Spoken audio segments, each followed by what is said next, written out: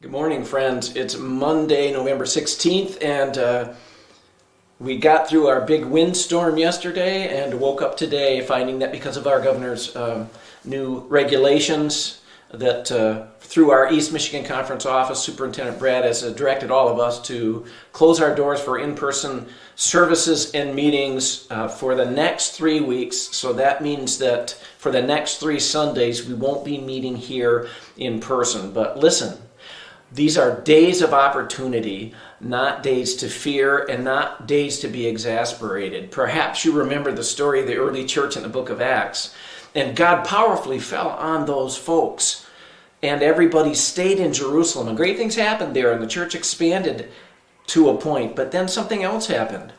One of the followers of God, Stephen, was murdered. And right after that, this happened from Acts chapter 8, verses 1 and 4. A great wave of persecution began that day, sweeping over the church in Jerusalem, and all the believers, except the apostles, were scattered throughout the regions of Judea and Samaria. But the believers who were scattered preached the good news about Jesus wherever they went.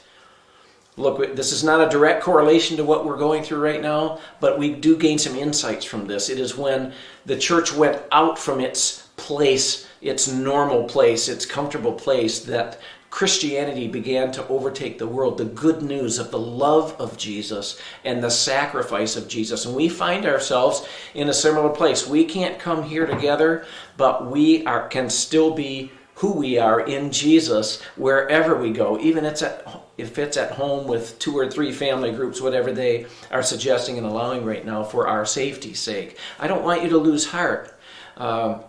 There's a curious thing that happened. The first time that we got shut down, it was 3 days before we had a scheduled praise service on Palm Sunday.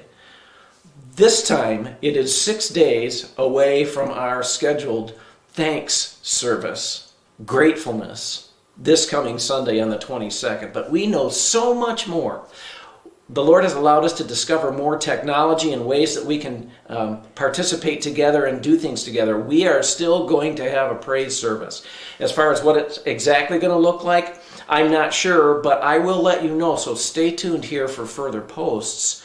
But there are 3 things I think we should be able to do that we ought to be doing right now. The first is pray. If you know me, if you've hung around any of this stuff online or you come to church here, you know how important prayer is to me. And the Bible tells us how important prayer is and has an effect and changes things. Pray. Pray for the witness of Jesus to be strong in these 3 weeks or beyond, or whatever it's going to look like. God is in control. He will help us. He will infuse us. He will keep us from being in despair. He'll help us to find victory. So pray. The second thing is love. Folks, we need to love in this time. We need to love people who seem to be against us. We've been talking about that on our Sunday lessons for a few weeks now. And we need to do that. We're still called to love the apostles, the disciples, that is, the followers of Jesus that were scattered from Jerusalem loved. They loved God. They loved people. They did loving things, and wherever they went, the love of Jesus followed them, and the church eventually took over the known world so that we enjoy today this freedom to worship and know Jesus ourselves. Don't stop loving. When you find yourself not loving, go back to the first one. Pray, and then love. And the last thing is participate.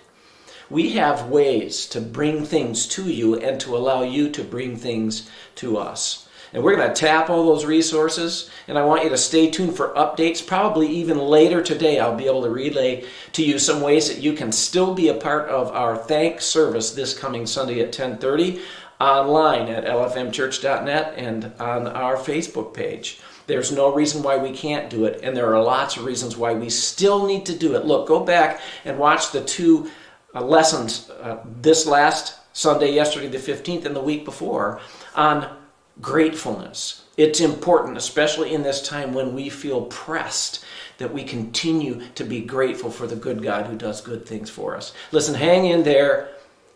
Let's communicate. Pray, love, participate. More to come. Praying you have a great day. Thanks.